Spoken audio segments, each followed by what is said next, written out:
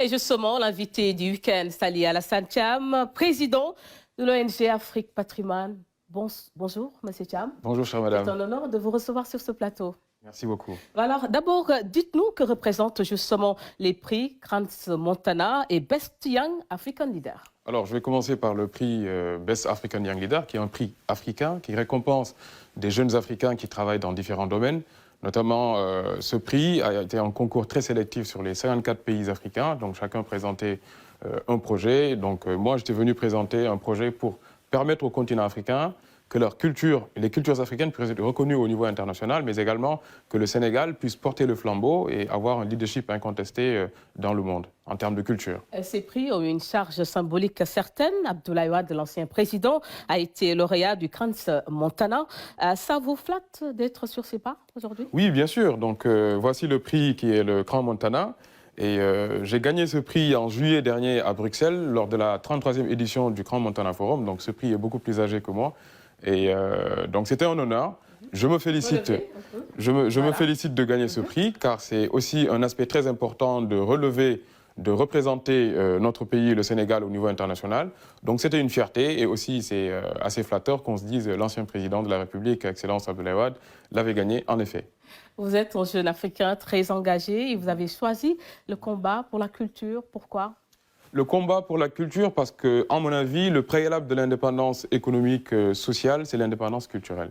Aujourd'hui, je pense qu'il est tout à fait très important que cette jeunesse africaine qui est en train d'enclencher une certaine prise de conscience, une certaine légitimité, une dignité, donc passe forcément par le patrimoine qui est notre ADN, mais qui est également un catalyseur vraiment des relations sociales dans le monde, mais également pour permettre de canaliser la jeunesse africaine et qu'ils soient fiers de leur patrimoine, qu'ils puissent le comprendre et le connaître. C'est aussi un combat pour la prise de conscience et l'éveil de conscience des jeunes Africains. Vous soutenez également le combat africain du président Macky Sall, qui a d'ailleurs préfacé votre livre. Oui, en effet, parce que, comme je l'ai dit lors de ma visite avec le directeur général de la RTS, Racine Talla, qui m'a accueilli la semaine dernière ici dans vos sièges, le président Macky Sall, l'avoir comme président aujourd'hui, c'est tout à fait une chance. Tous les jeunes Africains rêvent d'avoir un président qui puisse comprendre les enjeux. Parce que le travail également de l'État, de tout État, c'est de trouver l'équilibre entre les performances de l'action publique, mais également sur les attentes de la jeunesse. Et aujourd'hui, avoir un président qui écoute la jeunesse, qui va aller préfacer un livre qu'un jeune Africain écrit, mais c'est un honneur, c'est une chance aussi d'avoir ce type de président, qui est aujourd'hui également, moi je l'appelle le pompier africain, parce qu'il est appelé un peu partout en Afrique, car il est l'interlocuteur privilégié de la communauté internationale sur les questions relatives à l'Afrique, mais également sur les questions qui concernent le monde entier. On l'a vu récemment avec la visite du secrétaire général des Nations Unies au Sénégal. On l'a vu également pour le déblocage vraiment du blé au niveau du port d'Odessa de l'Ukraine. On l'a vu sur ses plaidoyers pour le patrimoine africain en un intervalle d'1 mois. Lors de sa prise de fonction au niveau de l'Union africaine, il dit que l'Afrique que nous voulons bâtir ne peut pas faire l'impasse sur son héritage culturel. Il le dit également au niveau du sommet de l'Union européenne en disant que aujourd'hui, on doit travailler main dans la main en évitant les injonctions civilisationnelles. Donc ça, c'est un décomplexe. Ça, c'est une chance pour les Africains, parce qu'aujourd'hui, on le voit un peu partout, que ce soit lors de sa tournée africaine, j'ai eu le privilège de l'accompagner, j'ai vu le respect, j'ai vu également l'espérance que les Africains ont sur le président Macky Sall pour permettre de gérer les transitions, pour permettre de maintenir la paix dans tous ces pays-là. Dites-nous, M. Thiam, comment vous êtes venu justement à cette passion ? Bon, cette passion, moi j'ai grandi dans une famille, mon père est architecte, qui était inspecteur général des monuments historiques de l'Afrique, élève de Senghor, senghorien convaincu. Donc j'ai grandi un peu dans cette ambiance-là, culturelle, et voilà, ça m'a discuté beaucoup avec mon père, qui m'explique beaucoup de ces aspects du patrimoine, et dont il définit qui est le passé dans le futur, et dont l'objectif est de maintenir l'esprit des civilisations anciennes.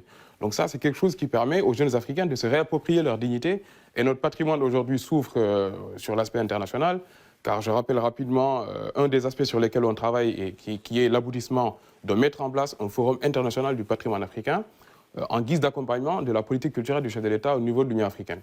Le patrimoine africain est extrêmement représenté à l'international. Sur la liste du patrimoine mondial de l'UNESCO, le patrimoine mondial africain ne représente que 9% sur cette balance. Donc sur les 1154 patrimoines classés dans le monde, le continent africain ne pèse que 106 patrimoines. Donc le continent africain, la terre-mère, vraiment l'Afrique est extrêmement riche de son patrimoine. Aujourd'hui, avoir un président comme le président du Sénégal, qui est le président en exercice de l'Union africaine, le président Macky Sall, de faire ses plaidoyers à l'international. C'est une chance pour tous les Africains, car son leadership honore aujourd'hui toute l'intelligentsia africaine, mais de tous les bords. Moi, je sais ce que je dis parce que je voyage beaucoup à l'international, je participe à beaucoup de conférences à l'international, mais également quand je viens, que je dis que je suis sénégalais, les gens sont fiers de m'accueillir et me disent toujours dites à votre président qu'on est très fiers sur le plaidoyer qu'il fait pour l'Afrique, notamment sur cette place au niveau du Conseil de sécurité. Donc, c'est une chance d'avoir un président qui accompagne ces dynamiques et d'avoir aussi cette écoute de la jeunesse. Et quel est le sens que vous donnez à ce combat que vous menez au quotidien ?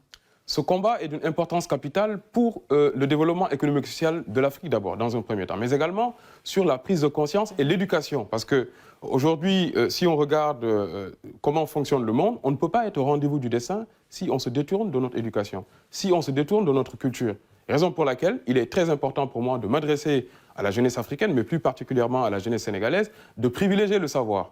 C'est extrêmement important, raison pour laquelle je me bats pour qu'on puisse reconnaître le patrimoine africain dans le monde, qu'on puisse reconnaître le patrimoine africain au niveau de l'Afrique, qu'on puisse faire nos propres systèmes de cotation, parce que je rappelle que dans ce projet d'accompagnement du chef de l'État au niveau de l'Union africaine, on veut travailler sur ce qu'on appelle le Forum du patrimoine africain et qui est encouragé par la Charte de la Renaissance culturelle africaine, qui nous dit à son article 3 d'encourager la coopération culturelle internationale pour une meilleure compréhension des peuples à l'intérieur comme à l'extérieur de l'Afrique. Donc, c'est un projet qui est venu accompagner le chef de l'État, régler les deux plus grandes problématiques de la culture africaine, comme j'ai dit tantôt, notre sous-représentation au niveau du patrimoine africain. Et là-dessus, l'objectif, c'est d'aboutir à une labellisation du patrimoine africain. On ne va plus attendre que l'UNESCO nous sous-représente ou bien en étant dans une posture victimaire. On a dépassé cette phase-là. Et le président Macky Sall aujourd'hui a ce plaidoyer décomplexé à l'international, de dire qu'on doit, nous-mêmes Africains, d'abord créer nos propres stratégies endogènes qui viennent de nous parce qu'on connaît mieux nos problèmes. Donc on va labelliser le patrimoine africain, puisse faire notre propre cotation de notre patrimoine.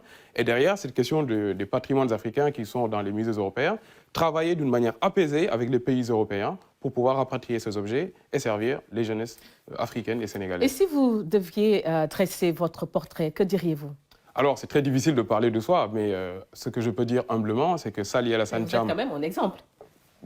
Enfin, un exemple, oui, je vous le concède parce que je me bats. Parce que moi, je suis un jeune Sénégalais, un boy Sicap, boy town, Tidekubi, j'ai grandi ici. D'abord, je vais dire que je suis convaincu qu'il y a quelque chose dans la persévérance qui finit par forcer le destin. C'est extrêmement important. Donc, je suis Sali Alassane Thiam, j'ai fait mes études à Dakar, je suis un pur produit du système sénégalais. Je suis parti en France pour continuer mes études à l'international.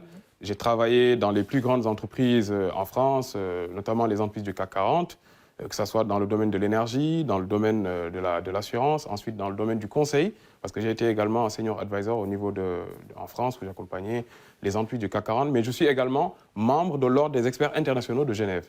Donc c'est ça, Sali Alassane Thiam, humblement, un jeune Sénégalais qui se bat à l'international, mais également au niveau national, pour permettre de booster les jeunes, pour leur dire que c'est possible. C'est possible qu'on soit du Sénégal, qu'on grandisse ici, qu'on aille braver vraiment à l'international et essayer de faire des plaidoyers pour rendre fier notre pays, le Sénégal. Sali Alassane Thiam, un exemple, n'est-ce pas, pour la jeunesse. Voilà, Sali Alassane Thiam, c'était donc l'invité du week-end. Sali Alassane Thiam, président ONG Afrique Patrimoine. Merci encore une fois d'être passé nous voir. Merci, c'est gentil. Bon week-end. Au revoir, bon week-end.